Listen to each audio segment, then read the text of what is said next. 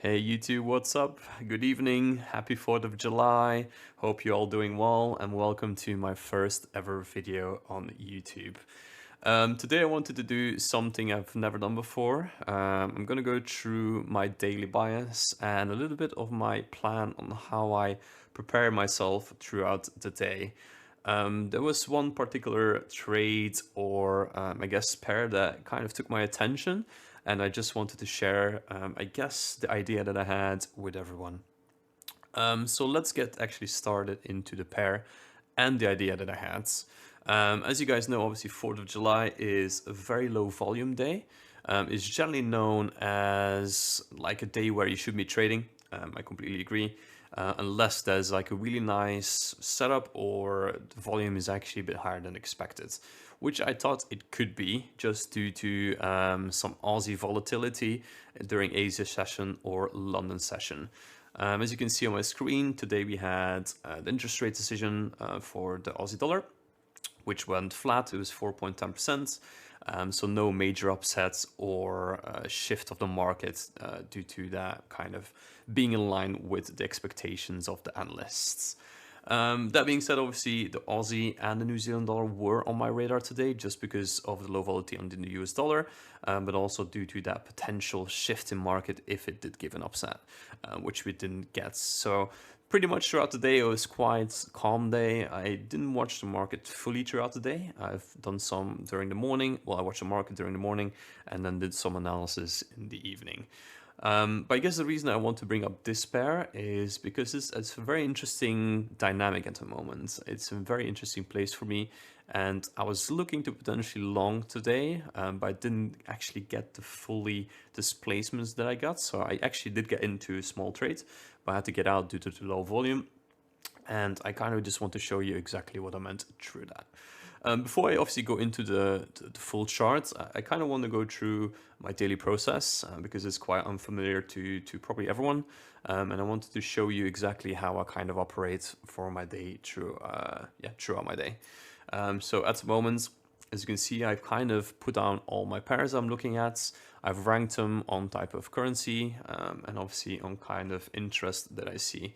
I mostly trade like Euro USD or Pounds USD, but I do watch some of the yen pairs and obviously some of the other euro pairs depending on which currency has more volatility. So I guess one of my exercises I do in the morning and throughout the day is ranking my pairs from kind of who is the strongest, who's like beating up the market a little bit through the intraday, and who has the most momentum. So as you can see, like at the moment, we can see New Zealand dollar and Aussie dollar throughout the day have been relatively strong compared to the Swiss franc and euro being actually a bit weaker throughout the day. So what I sometimes do is I try to correlate them, say like, okay, if euro Japanese yen is weak and New Zealand Japanese yen is quite strong, then why would I not look at euro New Zealand dollar and see if we can get like a nice short? Because as you can see here, euro New Zealand dollar has just been trending lower. So it kind of gives me a good indication where the daily, or not the daily, but like the intraday trend is going. Yeah, not only the I guess intraday trend is very important to me. I do look at more longer term biases. So I do look at the daily chart, the 4-hour charts, which are my high time frame, like kind of time frames, and then I have the 1 hour and 15-minute charts where I potentially take my trades on and kind of try to make my swings go forward. So yeah, let's deep dive into pound New Zealand dollar because this was the pair I wanted to discuss originally, and I'm already going off track. As you can see, like overall since January, throughout the last few months, we've had some type of channel. I'm not too fond of like trend lines because you can, you know, kind of shift them as much as you can, and they're not super accurate sometimes to give you like exact entry points. But what it does give you is it gives you like a nice indication of where the actual, I guess, last few months trend is going in. If you look at the channel, it is clearly going up. There obviously were a few weeks or like a few months where you had like a little downward side channel, and at the moment we're kind of going through a similar phase of that particular downtrend, I guess, weekly bias. So as you can see, overall bullish, and the last 4 or 5 days have been, slowing down, and potentially like a nice retracement into potentially fair value gap I mapped up on daily chart or interest points, and obviously the trend line channel, which I'm not taking too close accounting for, but if I would be interested in taking a potential trade, I always obviously put my I guess my overall Fibonacci levels, and I will look at like the 62 mark to, or 50% mark to enter, or look at least for a displacement for me to then enter my particular position. Now throughout the day, let's go into the 4-hour charts. As you can see, over the last few days we had a bit lower momentum, but you can also see like these swing lows have actually been taken out. And generally when you have these swing lows, it obviously gives us an indication that the market is changing, like kind of dynamic. It's not continue to make, higher lows. We've actually broken now the latest higher low. And we're overall just trending downwards. There was like the daily fair value gap I marked out, which they tagged into, which could have been like a nice short, which I didn't take, just due to low volume. And yesterday being Monday, it's like a very difficult day to trade. And then also recently marked out that 4-hour order block, where I actually today wanted to see price reach into to give me a nice short potential, which it didn't, as you can see. So going into the 1-hour chart, we can go even into more detail. As you can see here, we had a nice shift to the downside, and we can now see that the price is actually slowing down and has potential to go into that 4-hour order block, and also obviously that downwards trend line.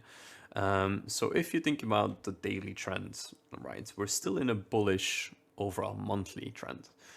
We have momentum slowing down on the downside or short sides. You can see like it's actually not creating a really proper lower low anymore. And if you can go on the 50-minute, you can see like it's almost exactly the same level. It's just grabbing the liquidity at those particular low highs that we saw earlier on the 4-hour chart. So my idea was to potentially go for a long here, like short scalp. And my entry would be pretty much after the rejection happened on this liquidity, and we saw some nice reaction, which we actually did get some nice reaction to the upside. So overall, I probably would have liked to have entered here, and then my ideal target would be towards that 4-hour fair value gap. I probably would have put my stop loss at like a 1.5 just to give it some more leeway. I do know it's a bit of a counter trend today, because realistically, if you would look at, for example, Trader Mike's videos at on Twitter, that would be confirming potentially like a downside bias, even though we haven't had the swing high yet. But overall, the plan for me was to go into that trade, obviously to the 4-hour order block, which we didn't get today. Now, that doesn't change for me that tomorrow I've set a few alerts that I'm looking to get interested to potentially still short or look for a short-term long scalp into that 4-hour. Now, once I do get into that, fair value gap on the 1-hour and that 4-hour order block, we will have hopefully a nice reaction or a displacement to the downside, which then gives me a really nice indication. Okay, the liquidity is gone here because we've just taken this out, and then we can kind of move along really nicely lower all the way to the downside, potentially to, as I mentioned on the daily chart, let's just move it up here, all the way down to our interest point on the daily chart, which is about 2.02000, which I know is an institutional level as well for people that follow Trader Mike, and an interesting point where you could see actually like a nice displacement to the upside. So yeah, that is pretty much my review on pound New Zealand dollar. So we were looking for a short-term scalp to the long side, which we didn't get due to low volume. And we're obviously looking at that lower term momentum to the downside, but also keeping account on our daily bullish or monthly, almost monthly bullish vibe. So let's see what we get tomorrow, and I'll be back for another review, maybe on another pair, maybe on the same pair, we'll see. But yeah, thank you all guys for watching, and I hope you leave a comment down below, like and subscribe, and let me know what you felt about my first video. Take care.